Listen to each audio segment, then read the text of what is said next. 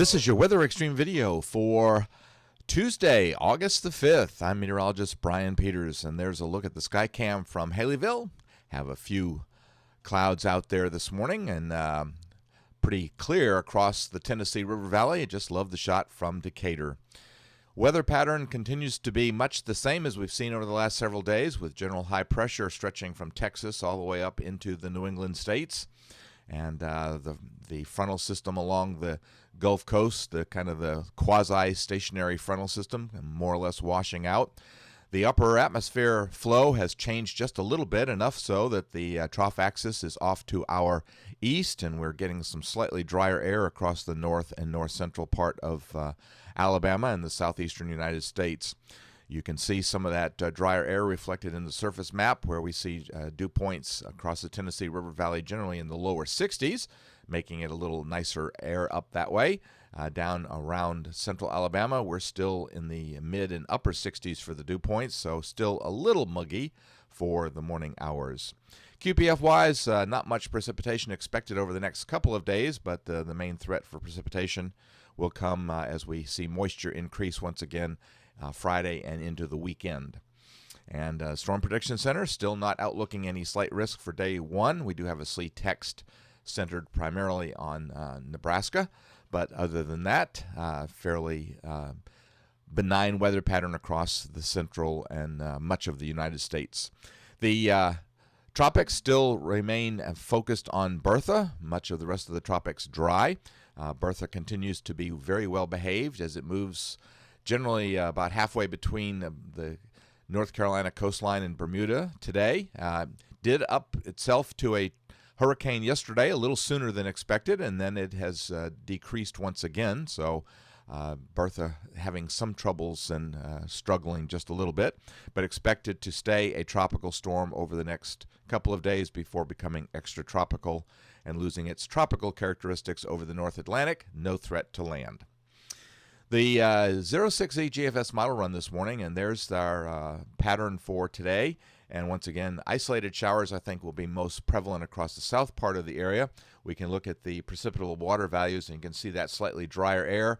This is forecast for the next several days. It's going to be one of just very subtle changes. In the upper atmosphere, you can see that the ridge axis is now over eastern Georgia and the Carolinas, so that's putting us under a bit of a northwesterly flow pattern. That northwesterly flow pattern is there on Wednesday, so I think we stay primarily dry, and you can see that very little reflection in the surface pattern. And when we look at precipitable water, once again, the values are coming up, but they're still below where we typically look for shower activity. Precipitable water values, hard to say that three times, come up on Thursday and Friday, as we see those values coming up. And so with the northwesterly flow pattern, we will see Thursday, we see things beginning to get a little more soupy. So I think Thursday we'll have to introduce some isolated showers. By Friday, the pattern just not changing much, is a bit of a weak ridging over the central plains. So we have a slight northwesterly or almost zonal flow pattern for the southeastern U.S. On Saturday, that begins to change just a little bit as we see the moisture increase at the surface, and so I think we have to introduce more chances for showers and maybe a little bit more widespread coverage for showers.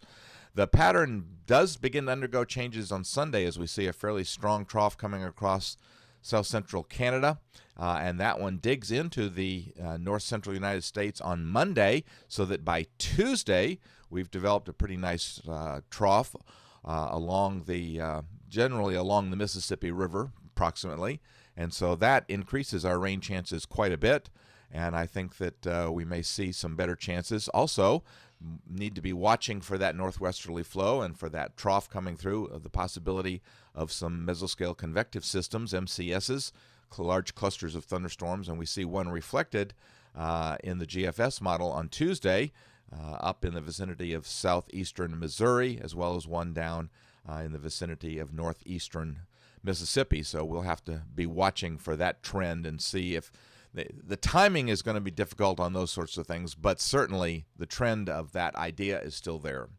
Going out into voodoo country, and there's a little bit of a change in voodoo country.